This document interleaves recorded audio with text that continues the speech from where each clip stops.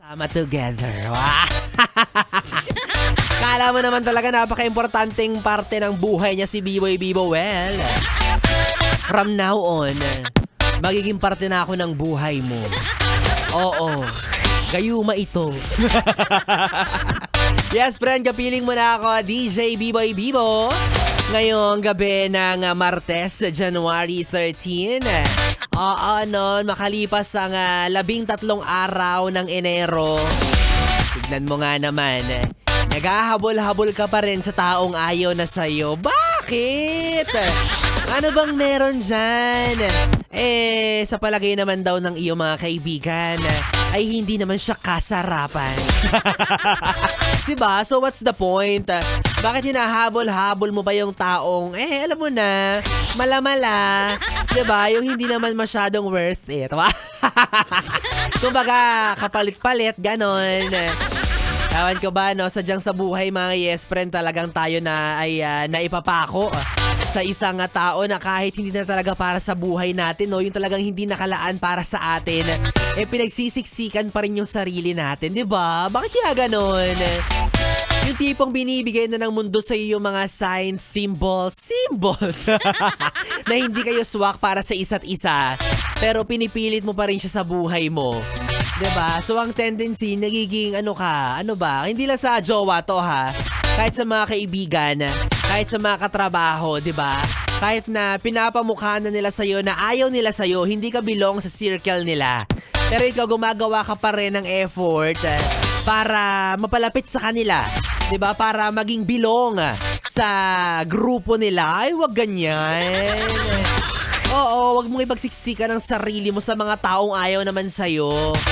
Ang buhay hindi yan parang trip to Jerusalem. Oo, ang buhay ay parang merry-go-round. Iikot at iikot yan.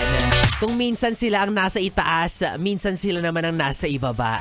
Kaya abangan mo pa ikaw naman ang nasa itaas. Yes, stop yarn. Diba? Ito yung mga yes friend natin na people pleaser. Oo, yung mga yes friend natin na hindi mapalagay, hindi mapakali kapag meron silang taong hindi napi-please. Diba? Yung mga tao gusto nila laging malapit sa kanila. Gusto nila laging naiintindihan sila. Diba? Sila yung laging nag-a-adjust. Wag ganon.